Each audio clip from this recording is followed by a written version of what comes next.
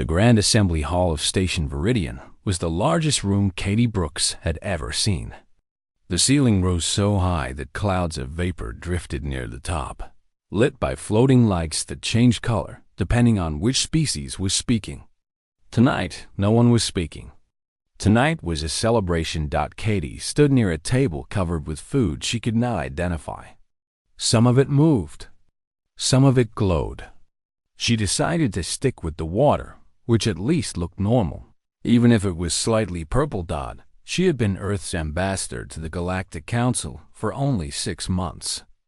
Before that, she had worked in the diplomatic corps back home, handling trade agreements and border disputes between countries.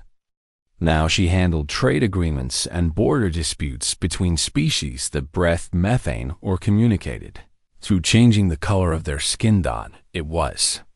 She often thought, a lot to adjust to. Standing beside her was Danny Price, her security officer. Danny was a tall man with short brown hair and calm gray eyes that never stopped moving. He watched the room the way a hawk watches a field, always looking for threats that might be hiding in plain sight. "You should try the blue cubes," Danny said without looking at her. "The Velthary ambassador said they taste like honey." "The Velthary also have 3 stomachs," Katie replied. "I only have one, and I would like to keep it working properly." Danny almost smiled. Almost.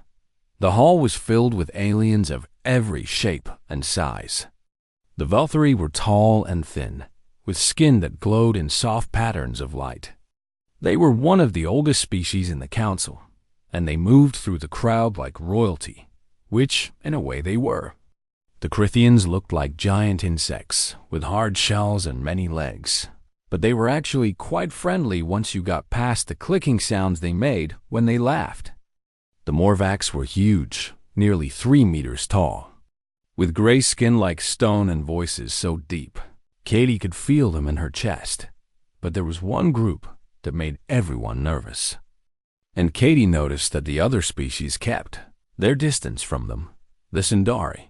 There were 3 of them standing near the center of the hall. They were beautiful in a strange way, with silver skin that seemed to catch every light in the room and eyes that looked like pools of liquid metal. They wore simple white robes, and they moved with a grace that made Katie think of dancers or monks. "Why does everyone avoid them?" Katie asked Danny quietly. Danny leaned closer so only she could hear. "The Sindari are telepaths, the most powerful in the galaxy. They can read minds with a single touch." Katie felt a chill run down her back. "Read minds?" "Everything. Thoughts, memories, emotions. Everything you are, laid bare in a second." Danny shrugged. "Most species have some natural protection, some barrier in their minds that keeps the Sindari from going too deep. But it is still considered very rude to touch one without permission. Some species consider it an act of war." "And humans?" Katie asked. "Do we have these barriers?" Danny was quiet for a moment. "No one knows. Humans have never had deep contact with a Sindari. We are too new to the galaxy. The Council has not allowed it." Katie looked at the Sindari again. One of them, a young male with eyes that seemed to swirl like mercury, was walking through the crowd. People stepped aside to let him pass, not out of respect, but out of fear. On the other side of the hall, a human engineer named Charlie Moss was having a very different kind of evening. Charlie was not supposed to be at this party. He was supposed to be fixing a water recycling unit on Deck 14, but his supervisor had called in sick, and someone needed to represent the engineering department at the diplomatic function. And somehow that someone had become Charlie. He was not good at parties. He was good at machines. Machines made sense. You could take them apart, find the broken piece, fix it, and put everything back together. People were much more complicated, and alien people were even worse. So Charlie had found a pillar near the edge of the room and was studying it very carefully. The pillar was made of some kind of crystal that seemed to hold light inside it, and if he looked closely, he could see patterns moving in the depths, like fish swimming in a frozen sea. Beautiful, is it not? A voice said beside him. Charlie jumped.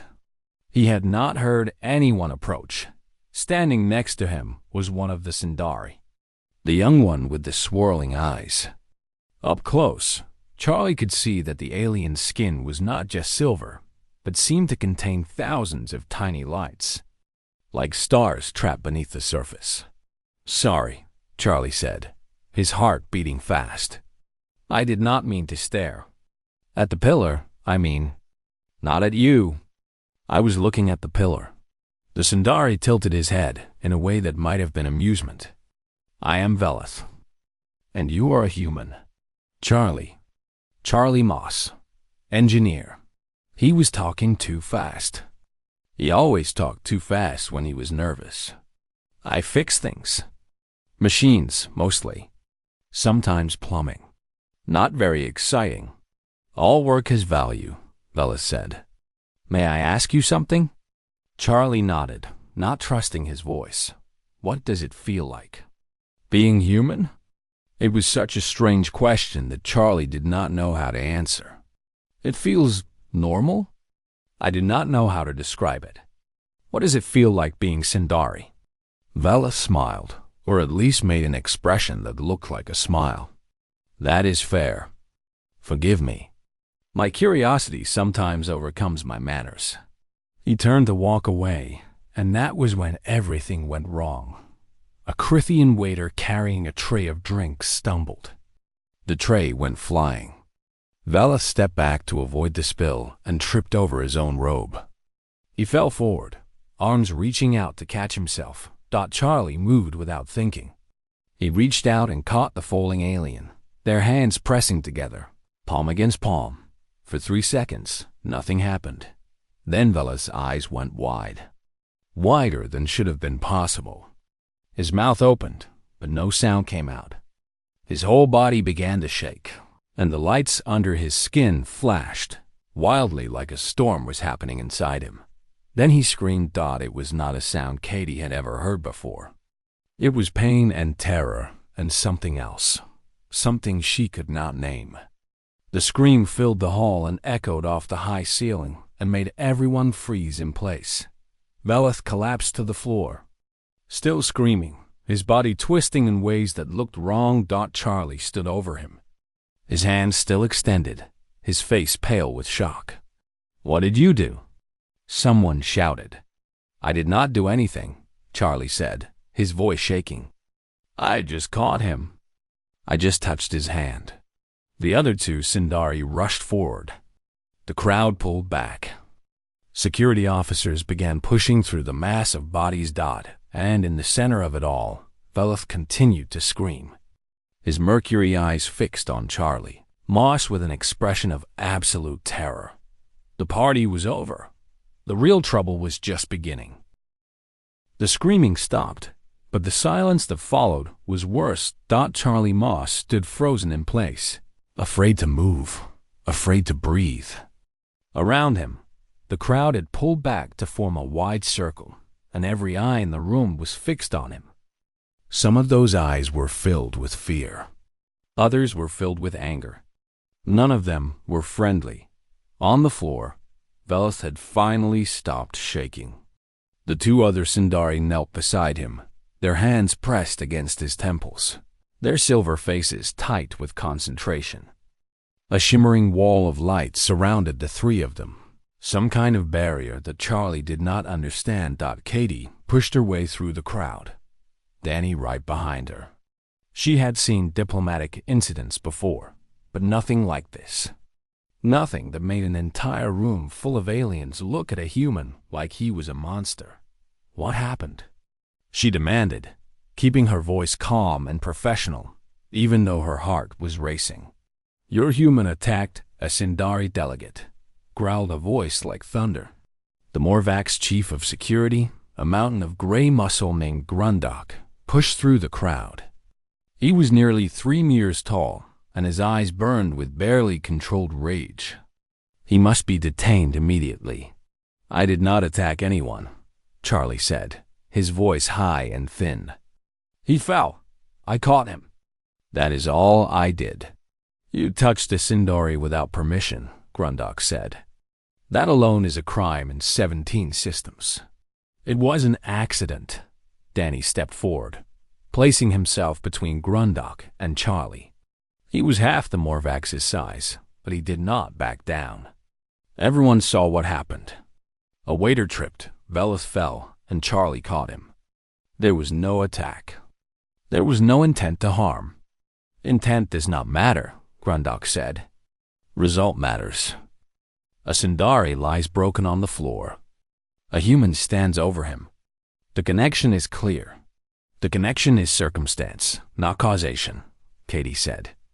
She had found her diplomatic voice, the one that could make angry people pause and think.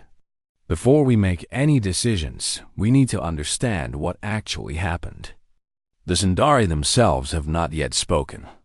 As if in answer, the shimmering barrier around the Sindari flickered and faded. The elder Sindari, a female named Orith, slowly rose to her feet. She was older than Velith, her silver skin showing patterns of darker gray that might have been wrinkles or might have been something else entirely. Her mercury eyes turned to look at Charlie, and he felt like she was seeing through him, past his skin and bones, all the way down to something he did not even know he had.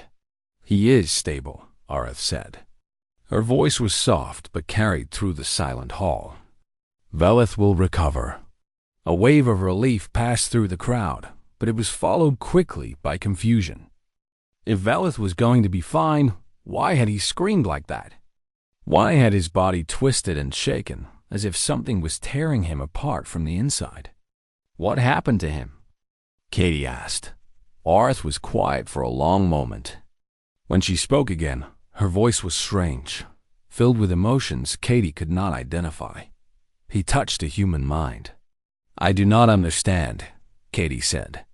Velith said that most species have natural barriers. Did Charlie's mind hurt him somehow? No. Orith shook her head slowly. There was no barrier. That is not the problem. She paused, and Katie saw something in her eyes that looked almost like fear. The problem is what lies beyond where a barrier should be. Grundok made a sound of impatience. Enough riddles. Explain clearly or step aside and let security handle this. Orith turned to face the Morvax, and for a moment, something flashed in her eyes that made even Grundok take a step back. You want clarity? Very well. She gestured toward Charlie, who flinched. This human, this engineer who fixes plumbing and machines, possesses a mind unlike anything we have ever encountered. When Velith touched him, he expected to find a normal consciousness. Ordered thoughts, clear memories, emotions flowing through proper channels. That is what minds are supposed to look like. And human minds are different? Katie asked. Human minds are chaos. The word hung in the air like smoke. Chaos, Orith repeated. Beautiful, terrible, impossible chaos. When Velith touched this human's mind, he was overwhelmed. Not by a barrier, not by a weapon, but by the sheer overwhelming storm of what lies inside a human skull. Charlie felt sick. I do not. I am just normal. There is nothing special about me. Orith looked at him with something that might have been pity or might have been wonder. That is precisely what makes this so remarkable. You are normal. For a human. Which means all humans are like this. All of you carry this tempest inside you, every moment of every day, and you do not even notice. Velith stirred on the floor. With the help of the third Sindari, he slowly sat up. His mercury eyes found Charlie, and the human expected to see anger or hatred there. Instead, he saw something else. Ah, I saw everything, Velith whispered. In the moment our hands touched, I experienced his entire existence. Every memory, every dream, every fear. It was too much. Too fast. Too intense. He took a shaking breath. But that is not what broke me. Then what? Grundok demanded. Velith struggled to his feet. leaning heavily on the other Sindari for support. He looked around the room at the assembled species, at the Velthri and Crithians and Morvax and all the others who had gathered to witness this moment. Humans are afraid, he said, constantly, of everything. They fear death and pain and loneliness and failure. They fear the dark and the unknown and the judgment of others. Their minds are filled with terrors that would break any other species. Katie felt Danny shift beside her. She knew what Veleth was saying was true. She felt fear all the time.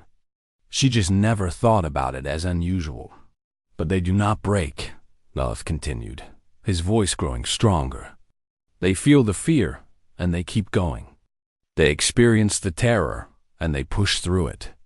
Every single day, every single moment, they fight a battle inside their own heads.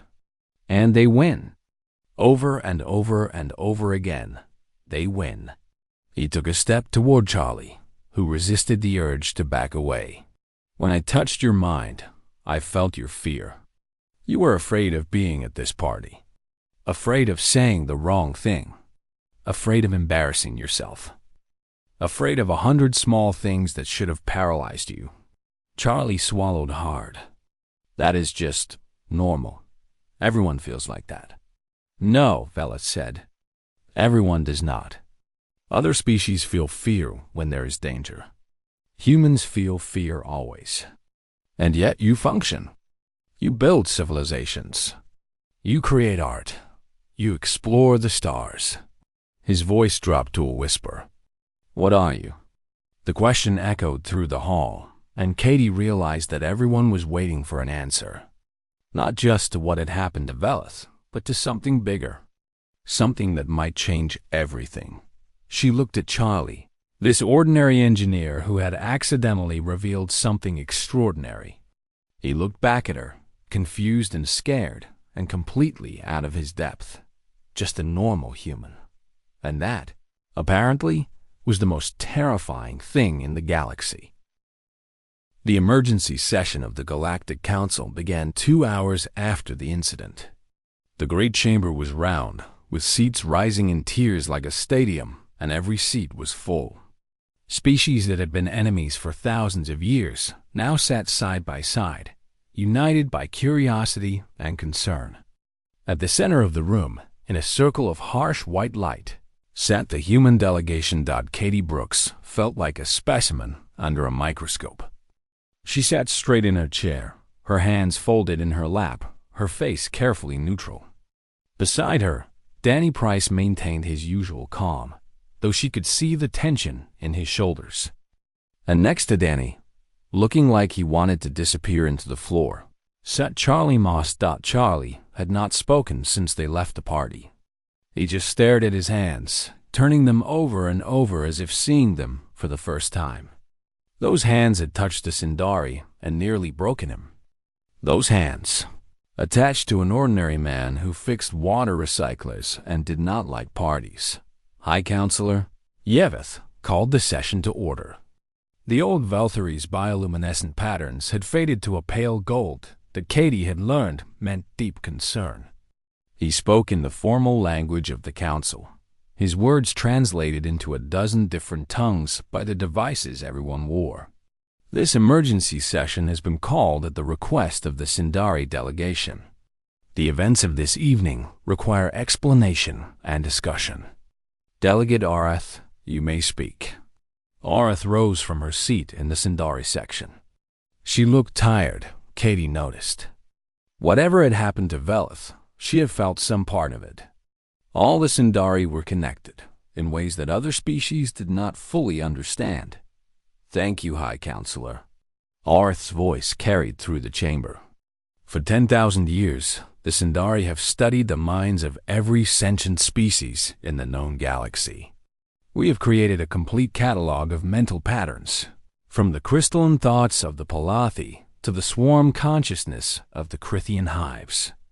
We believed we understood how minds work, how they must work according to the laws of nature.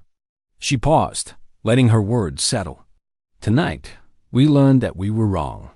A murmur ran through the assembly. Species who had never agreed on anything leaned forward in their seats. When Velith touched the human called Charlie Moss, he expected to encounter a standard consciousness. Every mind we have ever touched has the same basic structure. Thoughts flow in ordered patterns. Memories are stored in accessible ways. Emotions move through defined channels, like water through pipes. This is how minds work. This is how minds must work, or they would tear themselves apart.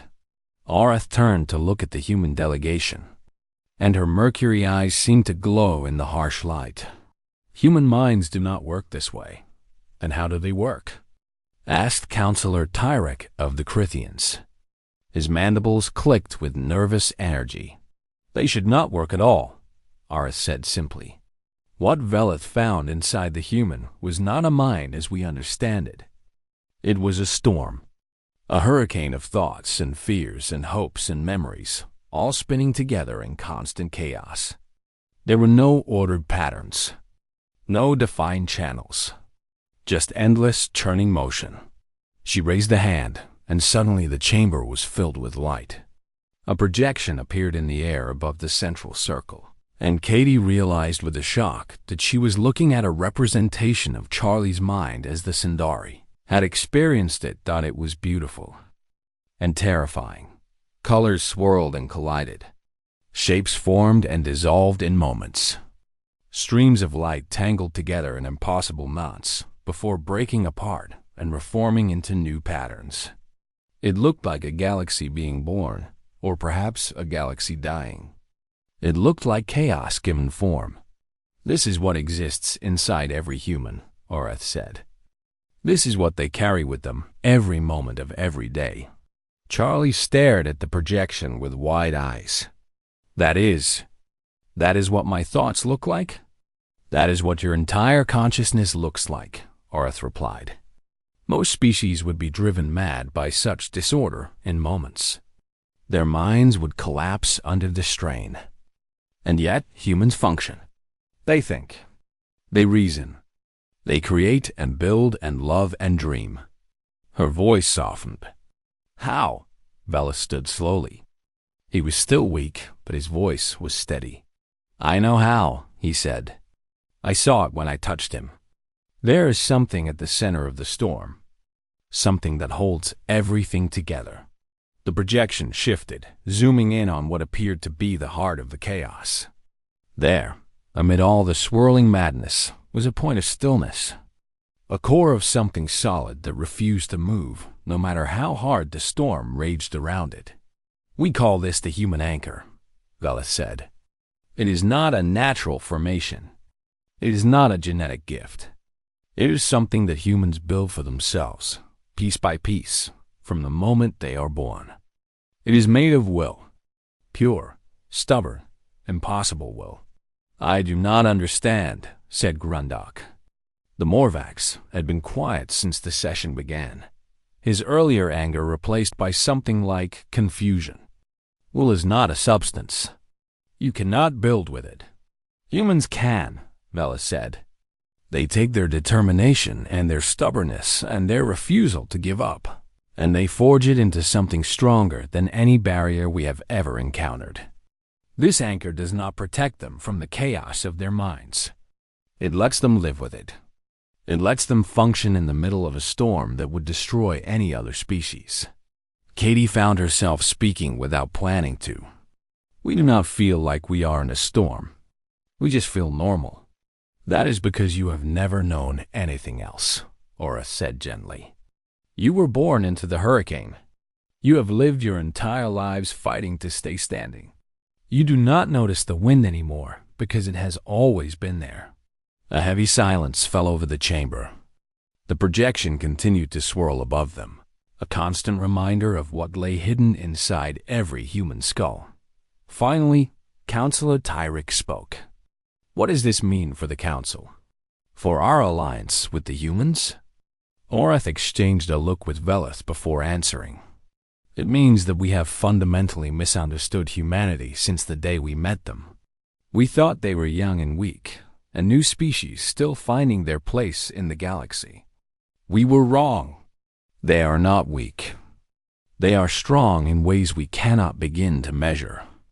They are warriors who have been fighting their entire lives, not against external enemies, but against themselves. She looked at Charlie, and for the first time, she smiled. And they have been winning.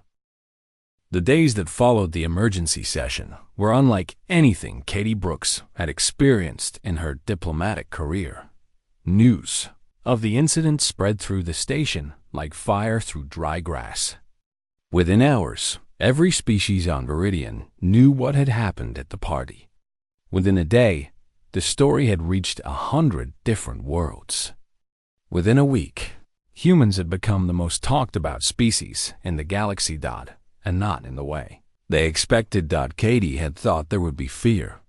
She had prepared herself for anger, for suspicion, for demands that humans be restricted or expelled from council space.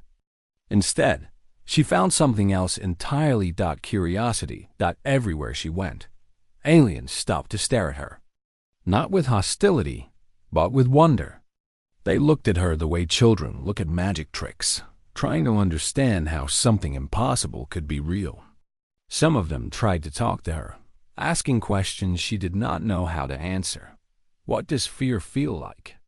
How do you keep going when you are scared? Do you really think those thoughts all the time? Katie answered as best she could, but she felt like she was trying to explain water to creatures who had never seen an ocean. Charlie Moss had it even worse. The engineer who had accidentally started all of this found himself at the center of a scientific storm. The Zindari had requested permission to study him further, and after long discussions with Earth's government, Charlie had agreed. Every day, teams of alien researchers came to observe him doing ordinary tasks. They watched him eat breakfast. They watched him fix machines. They watched him sit in a chair and do nothing at all. And they took notes. So many notes. This is strange, Charlie said one afternoon as a group of Velthari scientists observed him drinking coffee. I am just drinking coffee. There is nothing special about this. To you, perhaps, said the lead scientist, a Velthari named Sarath. Her bioluminescent patterns flickered with fascination. To us, you are performing an incredible act of mental coordination. Your mind is processing thousands of thoughts while maintaining enough focus to bring a cup to your lips without spilling. For any other species, this would require intense concentration. For you, it is automatic. That is because I have done it many times before. Yes, Sarah said, leaning forward. And how many thoughts were you having while you learned? How many fears? How many distractions? And yet, you learned anyway, while your mind churned with chaos. Remarkable. Charlie put down his coffee cup and rubbed his face with his hands. He had dark circles under his eyes. He had not been sleeping well since the incident. I do not feel remarkable, he said quietly. I feel tired and confused and scared. I keep wondering if there is something wrong with me. If my mind is broken somehow. Sarath's patterns shifted to a softer color that Charlie had learned meant sympathy. Nothing is wrong with you, she said gently. Nothing is broken. You are simply different from what we expected. Different in ways that make you stronger than we ever imagined. In another part of the station, Danny Price was having a different kind of conversation. The Morvax delegation had requested a meeting, and Danny had agreed to represent the human security forces. He expected a tense discussion about protocols and procedures.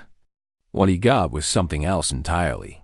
Grundok, the massive chief of security who had been so angry at the party, sat across from Danny in a room that felt too small for both of them. The Morvax's stone-gray face was unreadable. I owe you an apology, Grundok said. Danny blinked. Of all the things he had expected to hear, that was not one of them. When your human touched the Sindari, I assumed the worst. I thought he was an attacker, a threat to be contained. I was wrong. Grundok's deep voice rumbled like distant thunder. I have spent my entire career learning to identify dangerous beings. I thought I was good at it. Now I realize I knew nothing. You were trying to protect people, Danny said. That is your job. Yes, but I was looking for the wrong kind of danger. Grundok leaned forward, and his small eyes burned with intensity. Your species carries danger inside your heads every moment. You live with fear and doubt and chaos as constant companions. And yet you do not attack. You do not destroy. You build. You create. You help others. He shook his massive head slowly. I do not understand how you do it. Danny was quiet for a moment, thinking about how to answer. We do not have a choice, he finally said. The fear is always there. The doubt is always there. We cannot make them go away. So we learn to live with them. We learn to act despite them. We learn that being afraid does not mean being helpless. That is what I cannot understand, Grundok said. For my people, fear is a signal to fight or flee. We feel it rarely, and when we do, we act on it immediately. The feeling ends when the danger ends. But you feel it always, and you feel it about things that are not dangerous at all. Yes, how do you bear it? Danny smiled slightly. It was not a happy smile. We do not bear it. We fight it. Every day, every hour, sometimes every minute. We argue with our own minds. We tell ourselves that the fear is wrong, that we can do the thing that scares us, that we are stronger than we feel. Sometimes we lose that argument, but we keep having it over and over until we win. Grundok was silent for a long time. When he spoke again, his voice was softer than Danny had ever heard it. My daughter is afraid of deep water. She has been since she was young. It is not normal for a Morvax. We do not understand it. We have tried everything to help her, but the fear remains. Danny nodded slowly. On Earth, we call that a phobia. Many humans have them. Fears that do not make logical sense, but feel completely real. How do your people treat such things? We help them face the fear a little bit at a time. We teach them that the fear will not kill them, that they can survive feeling afraid. We help them build their own anchor, piece by piece, until they are strong enough to do the thing that scares them. Grundok's eyes widened slightly. You have methods for this? Techniques? We have entire fields of study dedicated to understanding and treating fear, Danny said. We have been fighting this battle inside ourselves for our entire history. We have learned a lot. The Morvax rose to his full height, towering over Danny, but there was no threat in his posture. Only something that looked almost like hope. I would like to learn more about these methods, Grundok said. For my daughter, and perhaps for my people. Danny stood as well, extending his hand in the human gesture of agreement. I think that can be arranged. 1 month after the incident that changed everything, Katie Brooks stood before the full Galactic Council for a scheduled address. The speech she had prepared weeks ago sat in her pocket, unused. It had been about trade agreements and diplomatic procedures, and all the normal things an ambassador was supposed to talk about. But nothing about the past month had been normal, and Katie had decided that her speech should not be normal either. The chamber was even more crowded than it had been during the emergency session. Word had spread that the human ambassador would be speaking, and representatives from species that rarely attended council meetings had traveled great distances to be present. They filled every seat and crowded into the aisles, a sea of different forms and colors and sizes, all waiting to hear what humanity had to say. Katie took a deep breath. She could feel her heart beating fast. She could feel the familiar flutter of anxiety in her stomach, the voice in the back of her head that whispered she was not good enough, not smart enough, not ready for this moment. She smiled slightly. A month ago, she might have been ashamed of that fear. Now she understood it differently. When humanity first reached the stars, she began, her voice steady despite the storm inside her, we were terrified. We had spent our entire history looking up at the night sky, dreaming of what we might find and fearing it in equal measure. Every story we told about the universe was filled with danger. Aliens who would destroy us, diseases that would wipe us out, cosmic forces beyond our understanding that would crush us without even noticing we existed.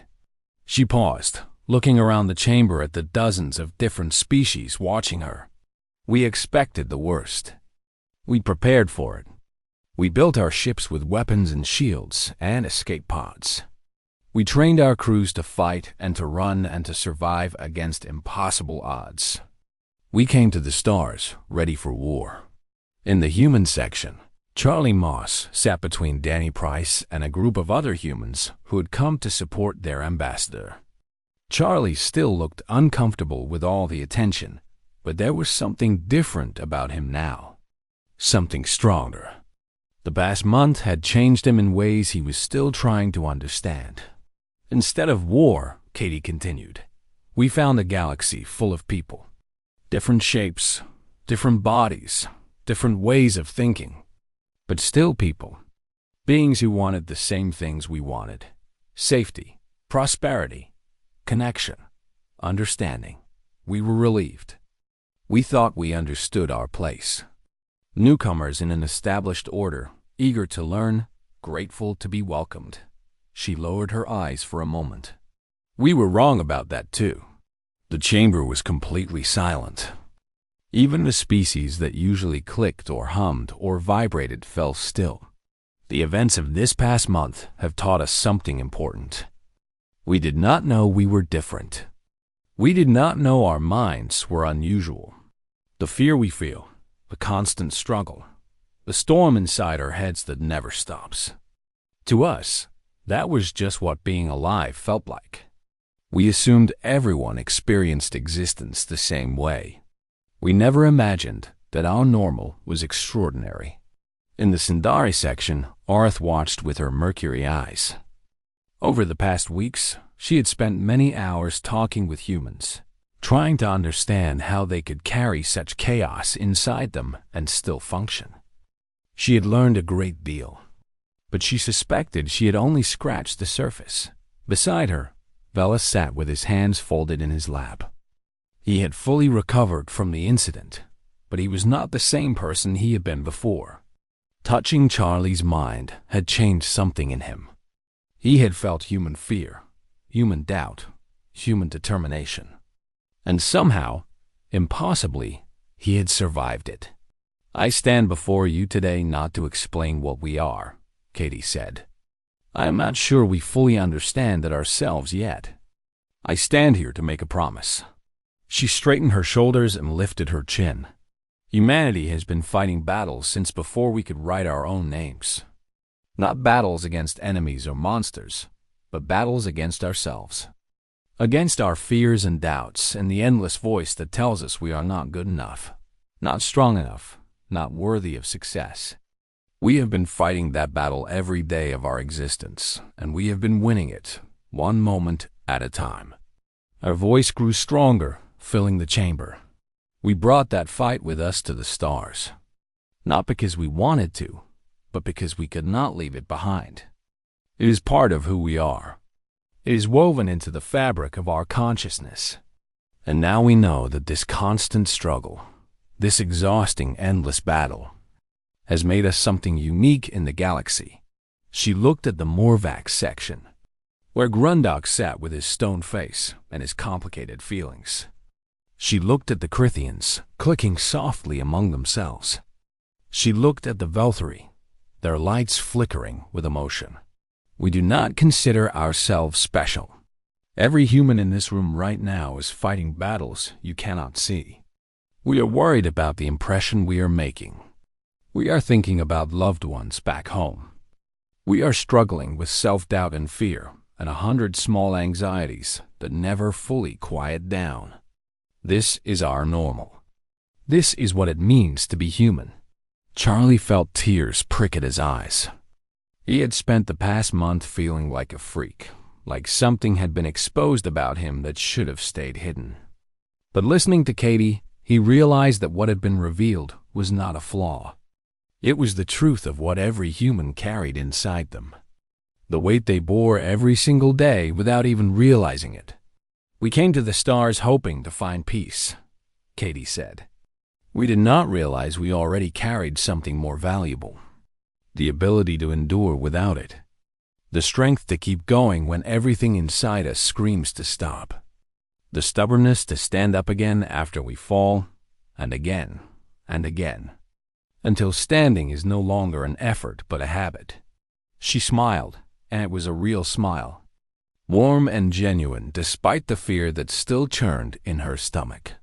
That is what we offer the galaxy. Not weapons or technology or resources. We offer ourselves. We offer our experience in fighting the hardest battle there is. We will stand beside any species that needs us, face any challenge, weather any storm. Not because we are fearless, but because we have learned that fear is just another thing to overcome. She paused, taking one last breath before her final words. We are humanity. We are afraid. We are tired. We are constantly fighting against ourselves just to get through each day. And we will never, ever stop. Because that is what humans do. We endure. We persist. We survive. And somehow, against all odds, we keep finding ways to hope. The silence stretched for a long moment after she finished. Then Grundok rose to his feet. His massive hands came together in a slow, thunderous clap. One by one, other species joined him. The Velthari flashed their lights in cascading waves of approval. The Crithians clicked their mandibles in their version of applause. The Sindari placed their hands over their hearts in a gesture. They had learned from the humans they had been studying. Charlie looked around at the chamber full of aliens celebrating humanity. And for the first time since the incident, he felt something shift inside him. The fear was still there. It always would be. But so was something else. Pride and hope. And a strange, quiet certainty that everything was going to be okay. Danny leaned over to him as the applause continued. "How are you feeling?" He asked. Charlie thought about it for a moment. He thought about the storm inside his head, the chaos that never stopped, the constant battle he had been fighting his entire life without knowing it had a name. "Afraid," he admitted, "but also good." "Is that strange?" Danny smiled. "No, that is just human." And somehow, for the first time, Charlie understood that being human was enough. It had always been enough.